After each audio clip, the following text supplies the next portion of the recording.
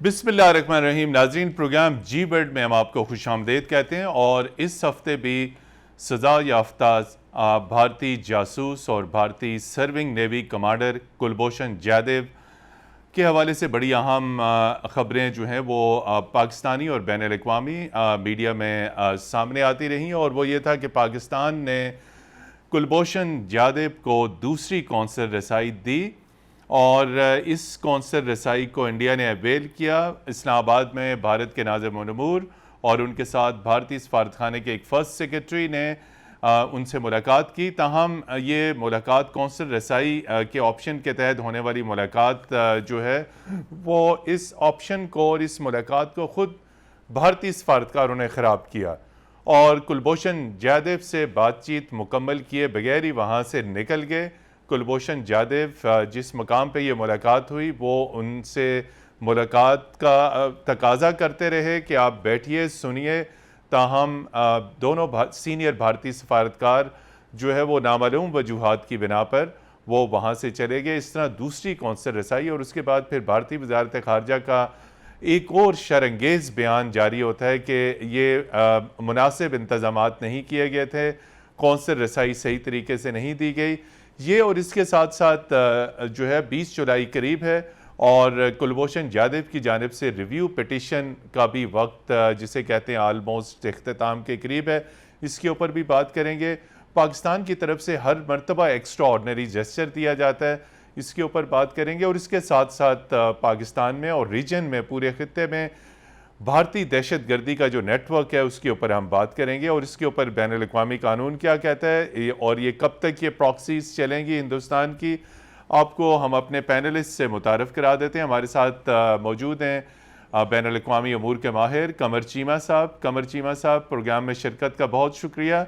उनके साथ तशरीफ़ फरमाए मेजर जनरल रिटायर्ड एजाज़ अवान साहब, सीनियर दिफाई तज्ज़िया कार हैं और स्वात ऑपरेशन जब हुआ उस स्वात ऑपरेशन की उन्होंने वहाँ पर निगरानी की और टीटीपी के बड़े अहम ठिकानों को तबाह किया, टीटीपी के बड़े अहम लीडरों को गिरफ्तार करवाया। और इनकी गहरी नज़र है कि हिंदुस्तान की स्वात में उस वक्त और KPK समेत मुल्क के दीगर इलाकों में कहाँ का इंडिया का टेररिज्म का नेटवर्क कैसे चलता रहा, कैसे डिस्ट्रॉय किया। जनरल एजाज़ अवान साहब, आपका भी बहुत शुक्रिया प्रोग्राम के लिए वक्त निकालने का। और फिर हम टेलीफोन पर अहमर बिलाल सूफ़ी बैन अल-अक़वामी कानून के एक्सपर्ट हैं और साबिक वज़ीर कानून है, वो भी हमें ज्वाइन करेंगे लाहौर से। जी कमर चीमा साहब, एक मरतबा फिर पाकिस्तान ने कौंसल रसाई दी लेकिन हिंदुस्तान की जानिब से कोई पॉजिटिव जेस्चर नहीं दिखाया गया और मुलाकात अधूरी छोड़कर भारतीय सफारतकार वहाँ से चल दिए। देखें, एक तो ऐसे लग रहा है कि नरेंद्र मोदी साहब और उनकी सरकार ने कुलभूषण यादव को जैसे उसको उसके बारे में छोड़ दिया हो। अगर एक रियासत को पता है कि उनका एक हाजिर सर्विस नेवी का जासूस पाकिस्तान में पकड़ा गया है, तो रियासत का जो तरीकाकार होता है डील करने का, बात करने का, उसके लिए उसको रेस्क्यू करने का, वो और होता है।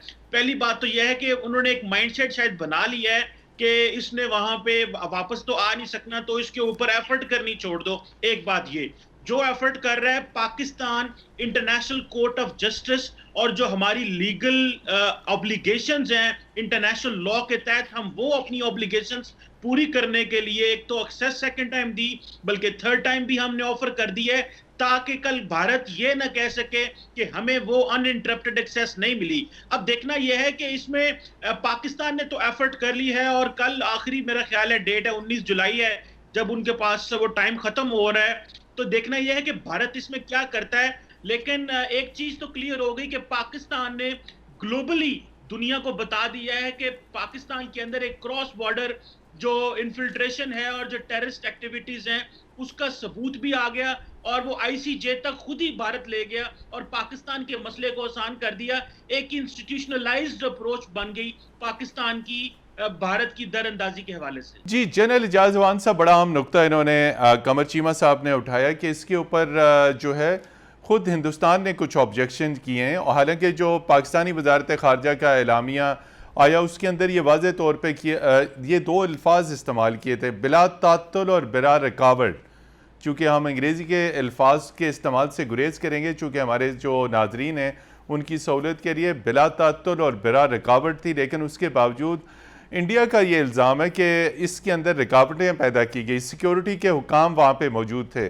आपसे सवाल ये है कि चूँकि हसास तरीन मामला है, बहुत अहम हाई प्रोफाइल भारतीय दहशतगर्द और जासूस है, सिक्योरिटी की मौजूदगी के बगैर तो ये मुलाकात नहीं हो सकती। तो सिक्योरिटी की तो प्रेजेंस हमेशा होगी, चूँकि भारतीय सफारतकार कुछ भी कर सकते हैं।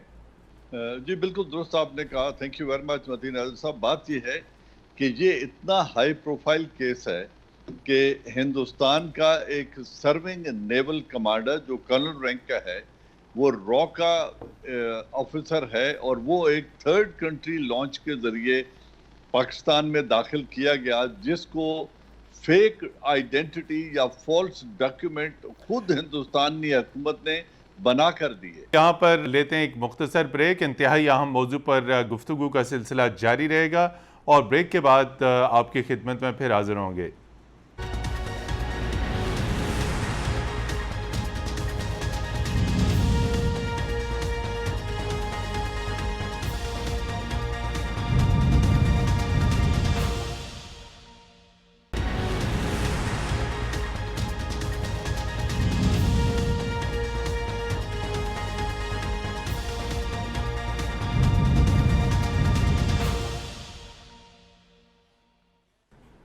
जी नाज़रीन, प्रोग्राम जी बेड में एक मरतबा फिर खुश आमदीद, और हम बात कर रहे हैं कुलभूषण जाधव, सर्विंग भारतीय नेवल कमांडर, और पाकिस्तान में जासूसी और दहशतगर्दी का नेटवर्क फैलाते हुए पकड़ा गया था, सज़ा दी गई। इसके तमाम तर कानूनी पहलू क्या हैं, जो आर्डीनेंस आया इसके ऊपर जो है वो तमाम तर लॉ क्या कहता है, इस पर हम गुफ्तगू का सिलसिला आगे बढ़ाते हैं। लेकिन इससे पहले आपको हम तारुफ करा दें, हमें ज्वाइन किया है लाहौर से साबिक वज़ीर कानून और बैन अल-अक़वामी कानून के एक्सपर्ट और माहिर अहमर बिलाल सूफ़ी साहब ने। अहमर बिलाल सूफ़ी साहब, प्रोग्राम जी वर्ल्ड में हम आपको खुश आमदेद कहते हैं। जी थैंक यू। जी major general retired Ejaz Awan साहब, सवाल भी वही था और आप जवाब जारी रखें। Kulbhushan Jadhav high profile case था, आप इस पे बात कर रहे थे। जी बिल्कुल, मैं ये कह रहा था कि वो उनके सर्विंग नेवल कमांडर हैं और वो ऑपरेटिव हैं कुलभूषण यादव, लेकिन उनके पास जो आइडेंटिटी डॉक्यूमेंट दिया था जिसमें हुकूमत हिंदुस्तान इन्वॉल्व थी, और जो इंटरनेशनल कोर्ट ऑफ जस्टिस तक जिसकी हमने उसका दिफा किया, और वो इंडिया उसको जुटला नहीं सका कि जो पासपोर्ट इशू किया गया था वो एक स्टेट इशू डॉक्यूमेंट था जो मुबारक हुसैन पाटिल के नाम से इशू किया गया था। अब इस केस में जो सबसे बड़ी एम्बेरसमेंट है हिंदुस्तान के लिए, इतना हाई प्रोफाइल रहा ऑपरेटिव, फिर उन्होंने एक neighbouring country, third country launch, जिसे इंटेलिजेंस लैंग्वेज में कहते हैं, उसके ईरान के जरिए उन्होंने लॉन्च किया। वो हमारी कस्टडी में है, उसकी कन्फेशन स्टेटमेंट आ चुकी है। तो इसमें हिंदुस्तान मुकम्मल तौर पर डिफेंसलेस है। उनके पास अपने इस एक्ट को जस्टिफाई करने के लिए, पाकिस्तान में भेजने के लिए, जो कुछ उसने कन्फेस किया है उसको डिनाई करने के लिए, और जो fake identity government of India ने इशू की थी उसके दिफा में कहने के लिए उनके पास कुछ भी नहीं है। लिहाजा ये जो हम बात कर रहे हैं अनहिंडर्ड एक्सेस या बगैर किसी रुकावट के और बगैर किसी निगरानी के उनको एक्सेस देना, ये इसलिए मुमकिन नहीं होगा कि इंटेलिजेंस में बड़ी रूथलेस किस्म की गेम रॉ कर सकती है।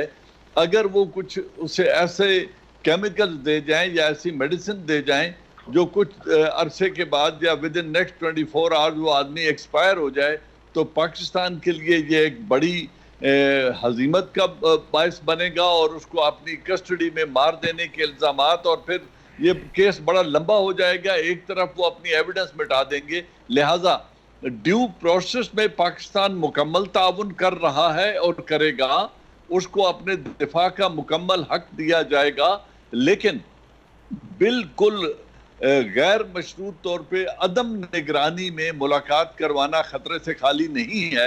लिहाजा पाकिस्तान अपने तमाम सेफ गार्ड लेने में हक बजाने पे, this is how I see it.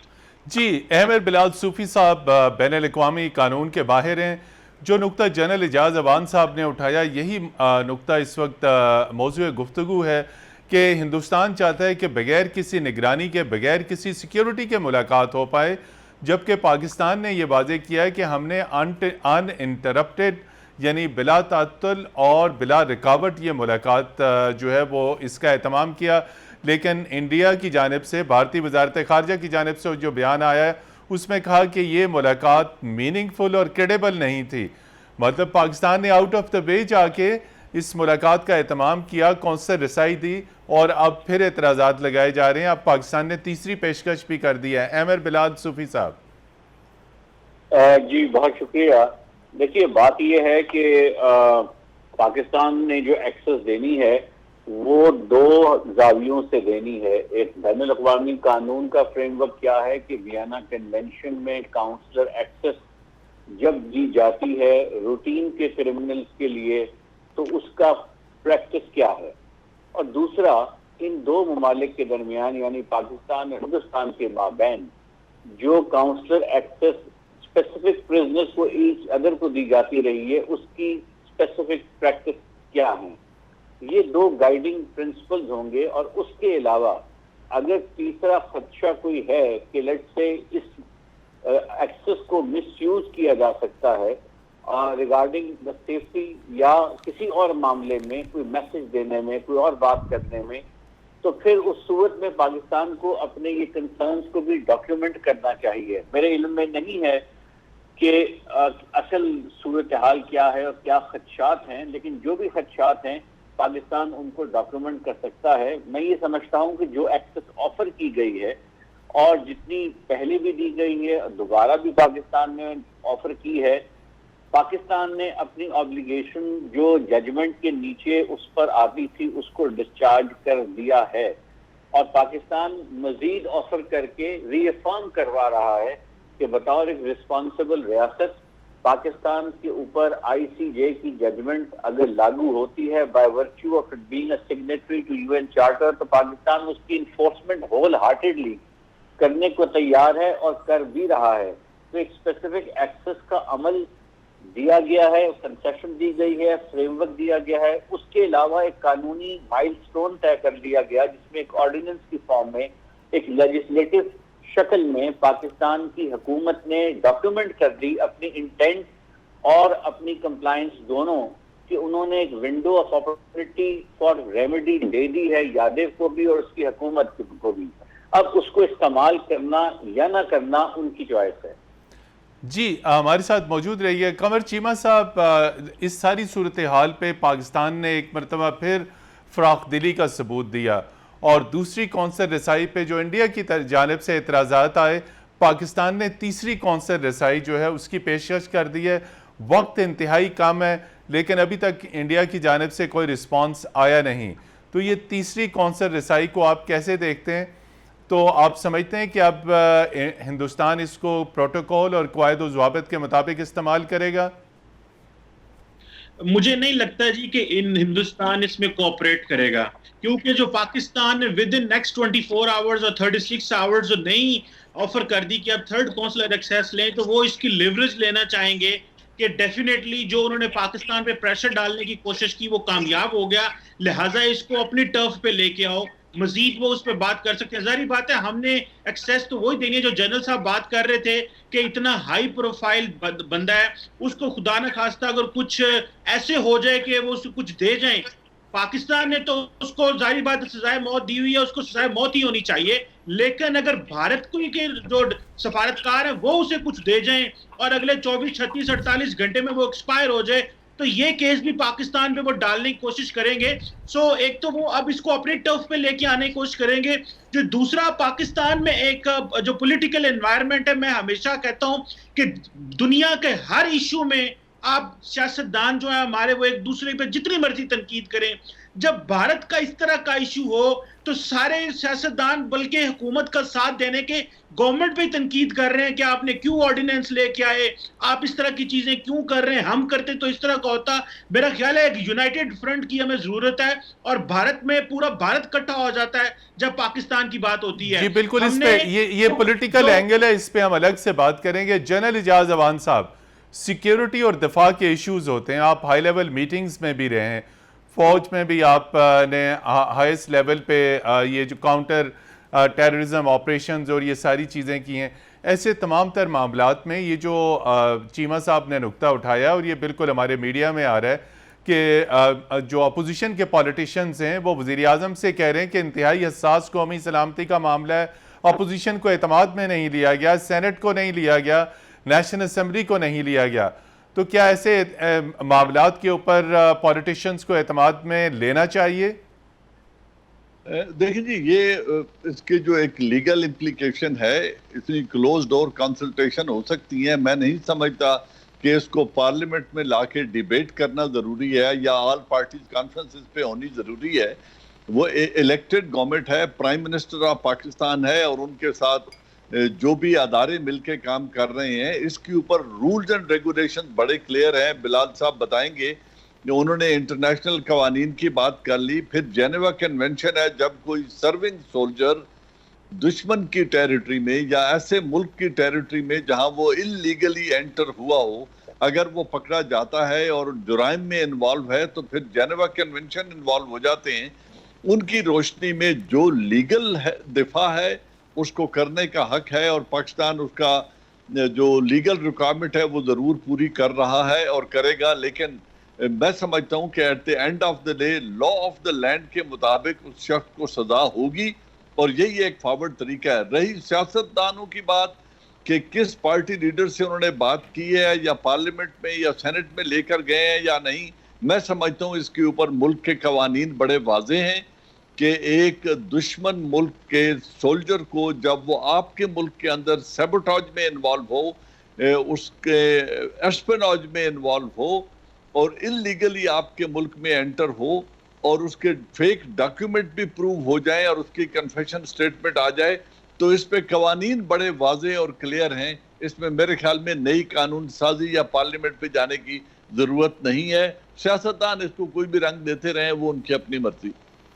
Ji, emir Bilal सूफी साहब, आप फेडरल कैबिनेट में भी रहे अगरचे के निगरान हुकूमत में, लेकिन आप पॉलिटिकल स्ट्रक्चर पे भी नज़र रखते हैं और मामला कौमी सलामती का है। लेकिन पॉलिटिशियंस ने एतराज़ उठाया है कि ऑर्डिनेंस के मामले के ऊपर उन्हें एतमाद में नहीं लिया गया और ऑर्डिनेंस को खुफिया तरीके से उसकी प्रोमलगेशन यानी उसका इजरा किया गया।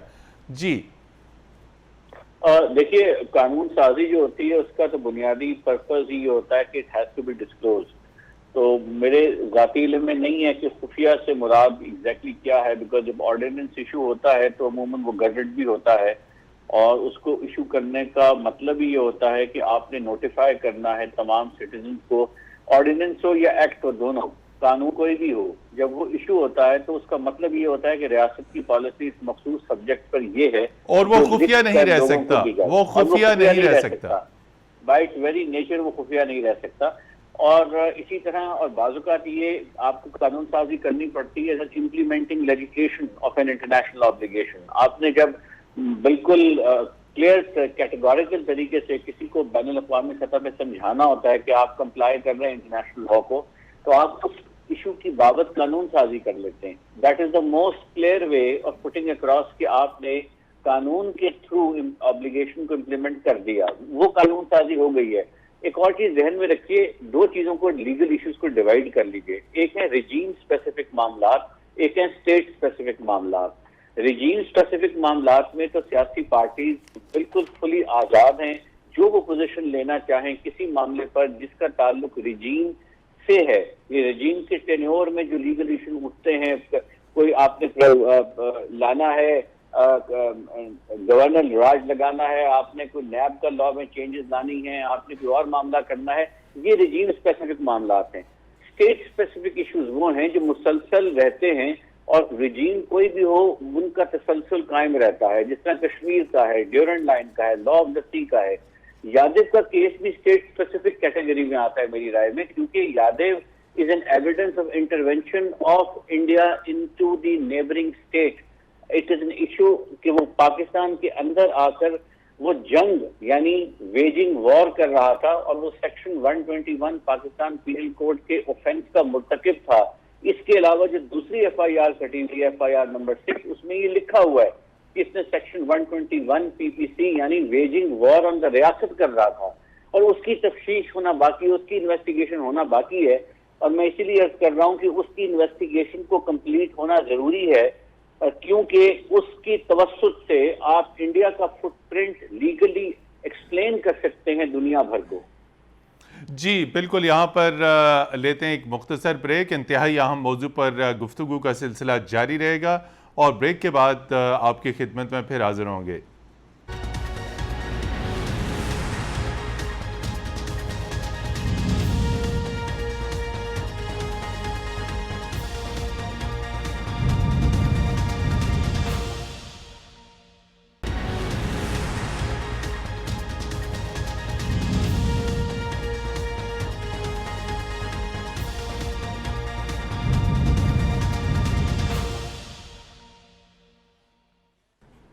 जी नाज़रीन, प्रोग्राम जी बेड में एक मरतबा फिर खुश आमदीद। और हम बात कर रहे हैं कुलभूषण जाधव, सर्विंग भारतीय नेवल कमांडर, और पाकिस्तान में जासूसी और दहशतगर्दी का नेटवर्क फैलाते हुए पकड़ा गया था, सज़ा दी गई।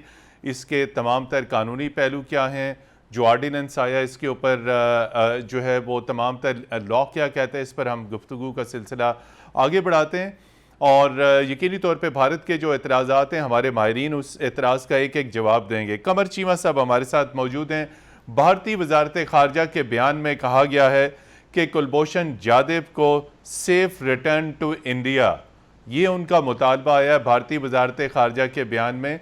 जो कल जो उनका रद्द अमल आया उस पर वो कह रहे हैं कि सेफ रिटर्न टू इंडिया, यानी कुलभूषण जाधव को महफूज भारत के हवाले किया जाए।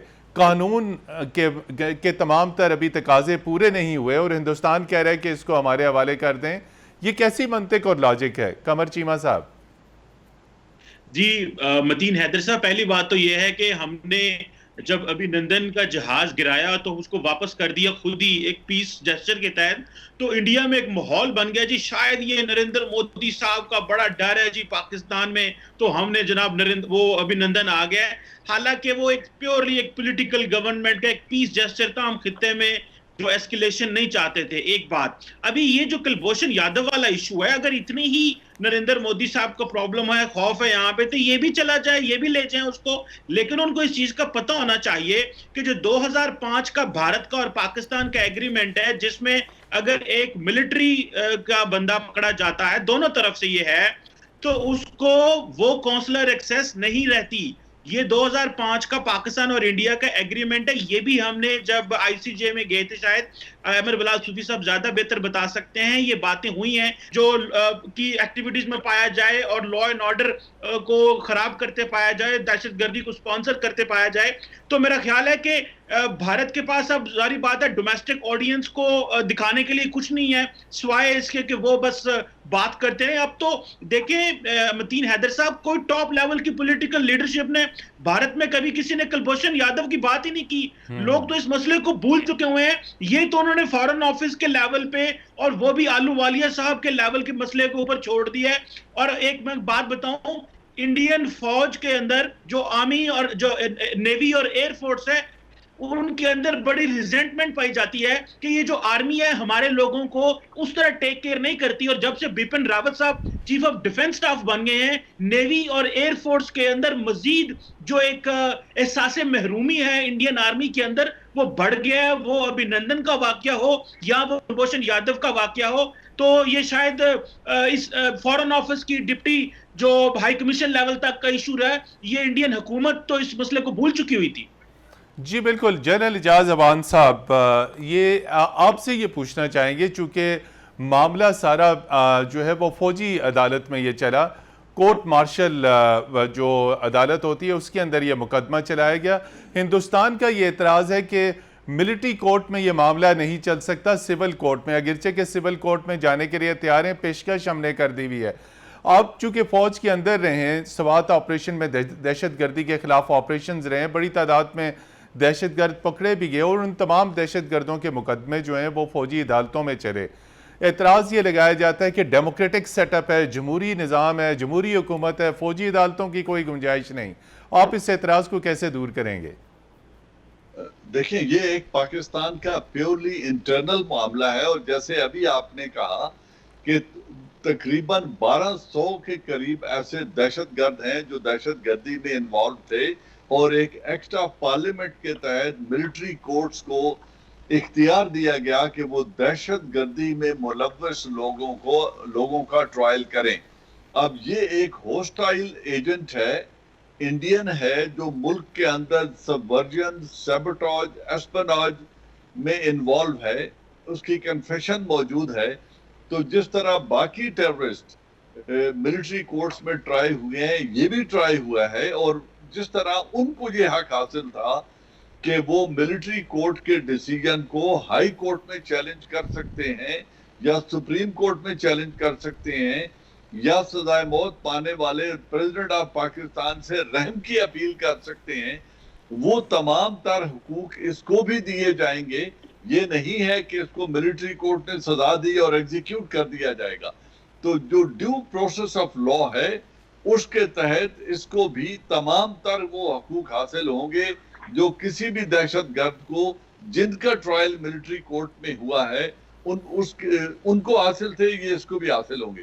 अब रहा कि मिलिट्री कोर्ट में ट्रायल क्यों हुआ, तो ये मेरे ख्याल में पूरा पाकिस्तान इसका विटनेस है। हमारी पार्लियामेंट ने एक एक्ट पास किया, हमारी सुप्रीम कोर्ट ने उसको वेट किया, और ये ट्रायल पाकिस्तान में एक मखसूस हालात में मखसूस प्रोविजन के तहत ये ट्रायल किया गया दहशत गर्दी में इन्वॉल्व लोगों का, and he is one of those people जिनको ट्राई किया गया है। एमर बिलाल सूफी साहब, दो लीगल नुक्ते हैं और कानून को ख़ास तौर पर बैन अल-अक़वामी कानून पे तो आपकी गहरी नज़र है, पाकिस्तानी कानून भी माशाल्लाह बहुत बेहतर जानते हैं। इस मामले में हिंदुस्तान मर्सी पिटीशन के ऊपर क्यों इसरार कर रहा है? कुलभूषण जाधव कह रहा है बार बार कि रहम की अपील का फैसला किया जाए, रिव्यू में नहीं जाएंगे, और जबकि आलमी अदालत इंसाफ ने कहा जी आप सिविल अदालत में जाइए, सिविल अदालत में जाने को पाकिस्तान तैयार है। दो नुक्ते नाजरीन के लिए वाजे कीजिए कि मर्सी पिटीशन पे वो क्यों इसरार कर रहे हैं कि पहले उसका फैसला हो जाए।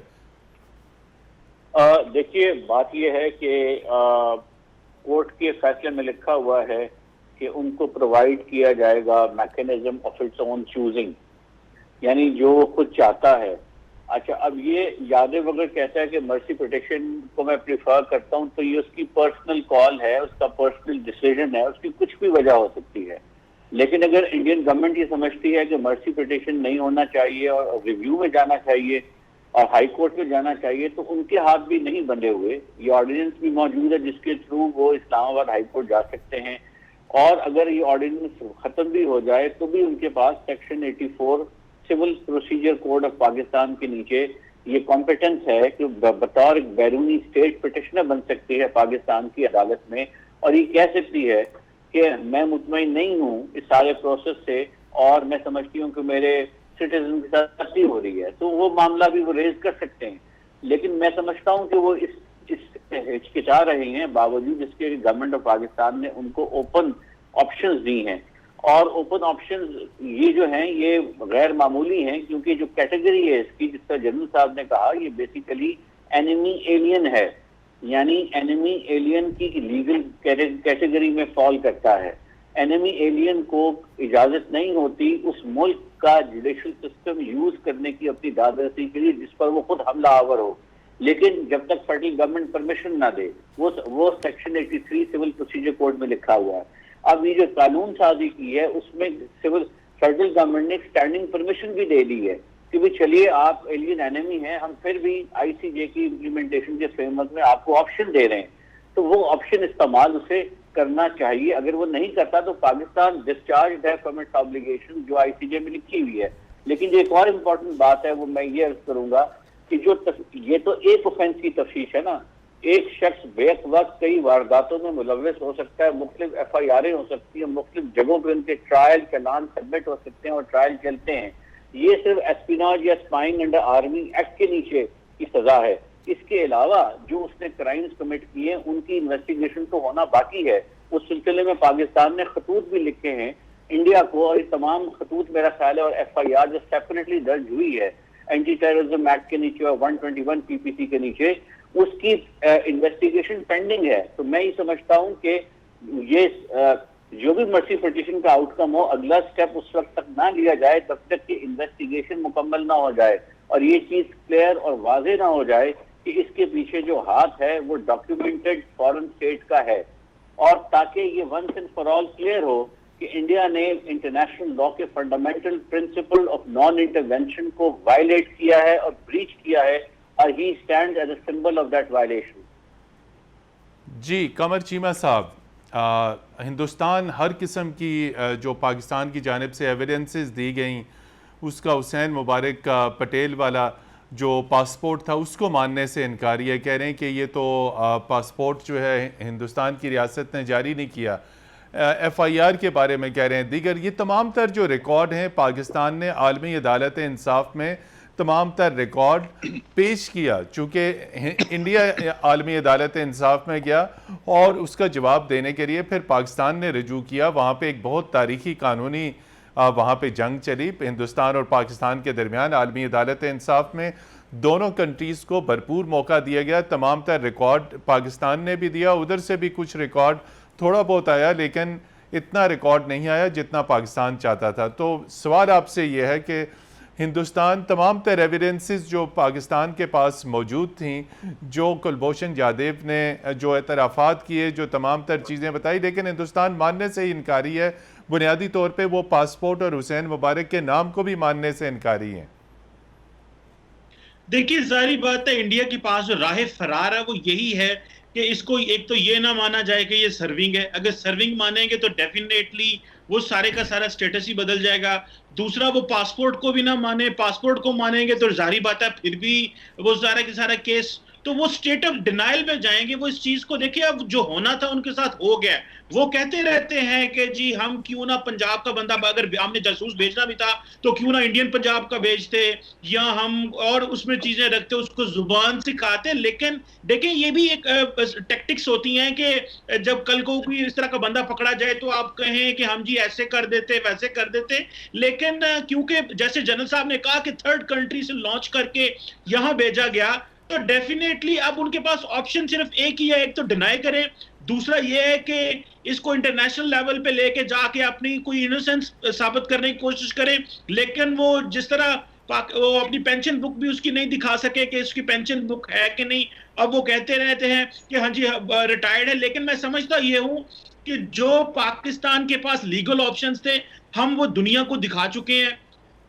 इसको जारी बात है, एक इंडिया एक पॉलिटिकल रंग देने की कोशिश करेगा और दे रहा है, इसको एक सिंपैथी अपने ड्रॉ करने की कोशिश करेगा थ्रू अपने मीडिया के, वो कर रहे हैं। लेकिन अगर इसको with hard facts, with documents prove करना पड़े कि जी ये जो मुबारक हुसैन पटेल है जिसको उन्होंने यहाँ पे भेजा, जो कि कमांडर कुलभूषण यादव है, उसको अगर वो डिनाई करना चाहे तो उसकी एग्जिस्टेंस तो डिनाई नहीं कर सके। सो मैं समझता ये हूं कि इंडिया का केस इंतहाई कमजोर रहा है, खास करके इस मामले में। लेकिन जो उनको रिलीफ मिला था वो ICJ से मिला था, और उसकी वजह से उन्होंने एक इसके ऊपर अपनी जो है उस ग्राउंड के ऊपर अपने आप को इनोसेंट प्रूव करने की कोशिश की। लेकिन पाकिस्तान के अंदर जारी बात है, जो जनरल साहब ने कहा कि अगर मिलिट्री कोर्ट ने फैसला किया है तो उसको पार्लियामेंट की अप्रूवल हासिल है, और वो इसी तरह पाकिस्तान की आर्मी के और उसके फैसलों को डिस्क्रेडिट करने की कोशिश करते हैं, जिसको जाहिर बात है इस्लामाबाद हाई कोर्ट है, आगे सुप्रीम कोर्ट जा सकते हैं वो, लेकिन वो इन ऑप्शंस को एग्जॉस्ट नहीं कर रहे जी, और मर्सी पे जा रहे हैं ताकि शायद सिंपैथी ले सके। जी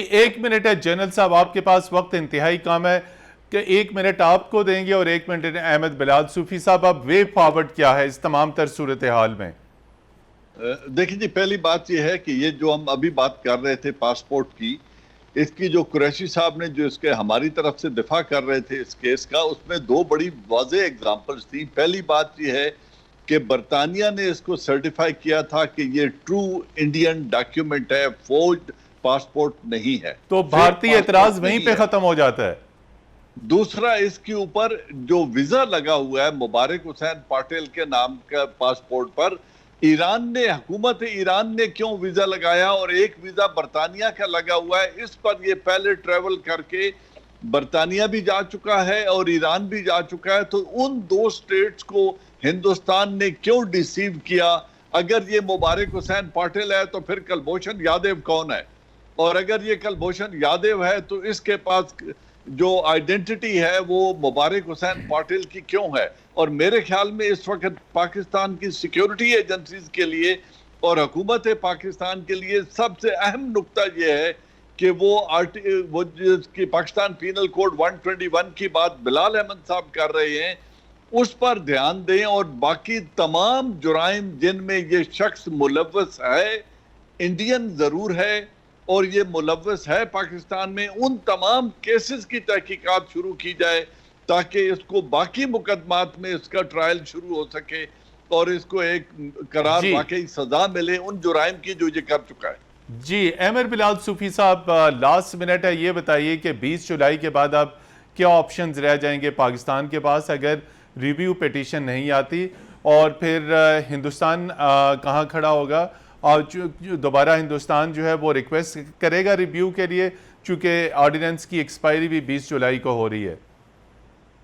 देखिए, ऑर्डिनेंस की एक्सपायरी अगर 20 जुलाई को हो भी रही है, उसके बाद भी ऑप्शन उनके पास मौजूद कि ऑर्डिनेंस रिन्यू हो जाएगा, रिन्यूअल भी हो सकता है, उसकी एक्सटेंशन रेजोल्यूशन पास होती है पार्लियामेंट की, मगर अगर वो ना भी हो तो भी सेक्शन 83-84 के नीचे general law of the land है, उसके नीचे ये उनके पास कॉम्पिटेंस मौजूद है, उसको इस्तेमाल कर सकते हैं। फिर उसके बाद सीपीसी में एक और प्रोविजन मौजूद है, कोर्ट की एडवाइजरी ओपिनियन ली जा सकती है on the whole process in accordance with that. तो वो ऑप्शंस उनके पास बहुत है। मैं समझता हूँ वो हेजिटेट इसलिए कर रहे हैं क्योंकि जब वो पाकिस्तान की कोर्ट में आएंगे तो ये डिस्कशन कि वो कलभूषण है या पटेल है, ये भी साथ हो सकती है और उनको शायद बाकी सवालों के जवाब भी देने पड़ जाएं, उससे वो हेजिटेट कर रहे हैं।